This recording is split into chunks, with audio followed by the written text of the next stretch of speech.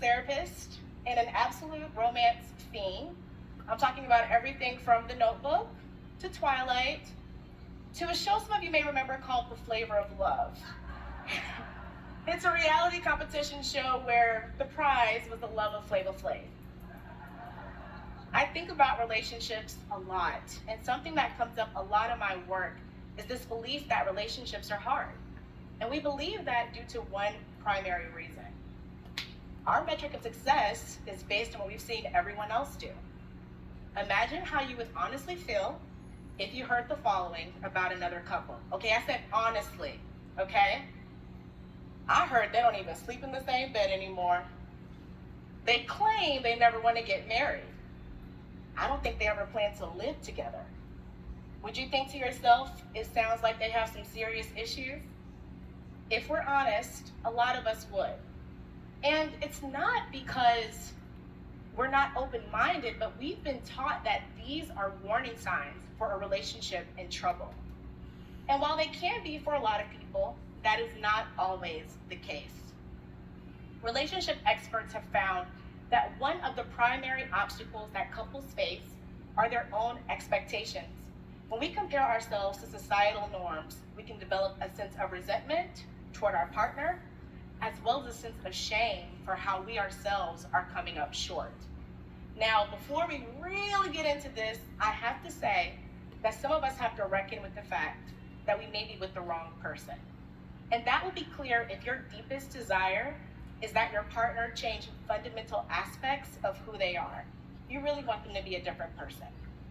But if you're confident that you're with the right person and you just still feel frustrated and dissatisfied, we may find that rejecting everything we've known about good relationships is the key to actually having one. I work with couples every day and I help them through relational crises.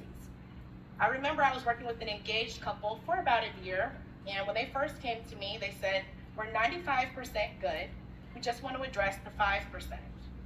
And I hear something to this effect often when I first meet a couple. It turns out that 5% was more like 75% and increasing. They were struggling to make a blended family work. One partner had kids, the other one had never lived with kids before, and they moved in together after only knowing each other for 3 months.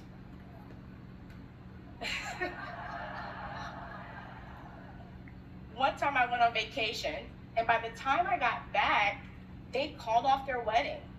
But why? Their love was honestly, it was evident, and they were not cruel to each other. Their issue was figuring out how to continue building their romantic relationship while also figuring out how to raise teenagers who, to be honest, already had 2 very involved parents. They weren't really in need of a third. After a particularly big blow up over chores and responsibilities, I finally asked a dangerous question.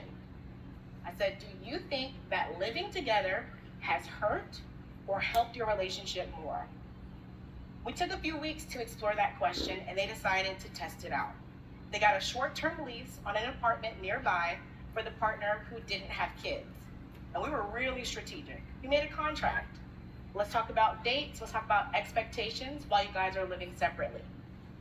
And by the time they came back to me, I'd never seen them communicate so well.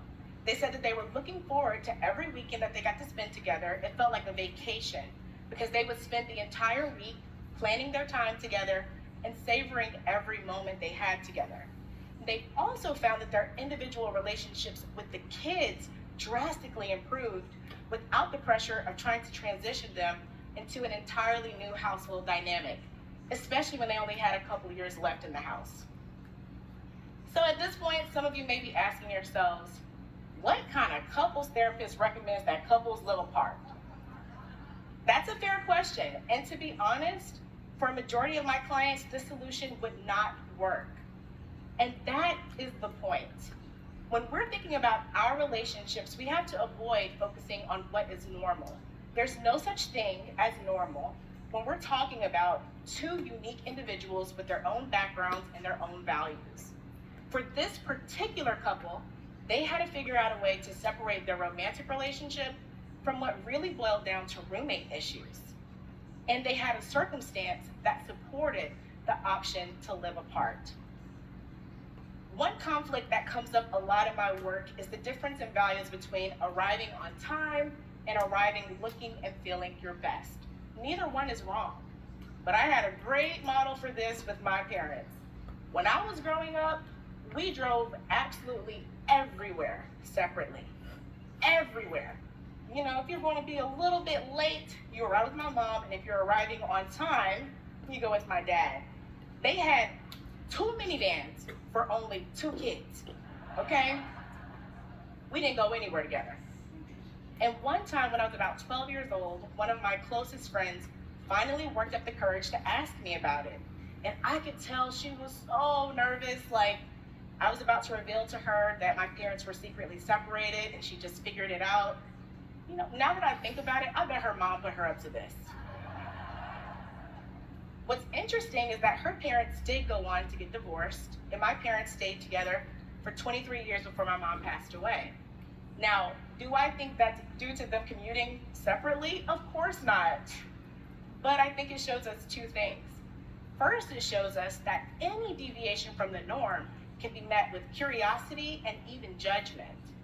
It also shows us that sometimes when we decide to do things a little differently, we can avoid the difference between having a really challenging day as a couple or a smooth day by simply accepting our differences not as a couple, but as individuals.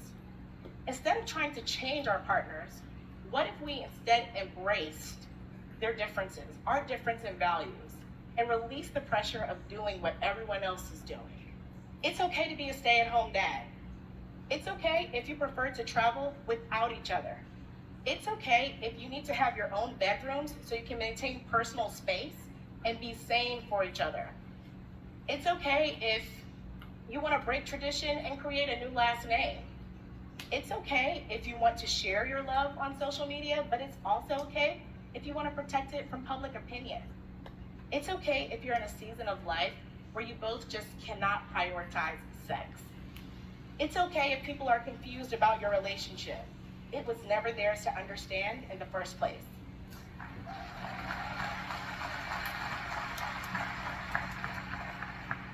If we continue to accept the narrative that relationships are hard, then we'll continue to do nothing about it. If our relationships feel hard, I encourage us to reflect on what is hard about it. Is it really the relationship, or is it external factors like our own personal trauma histories or work stress? If it really is your relationship, let's really think about what you and your partner are willing to do differently to enjoy it again. I want us to reject everything we've ever known about relationships and challenge ourselves to create a relationship that not only defies expectations, but honors the peculiarities that make us, us. Thank you.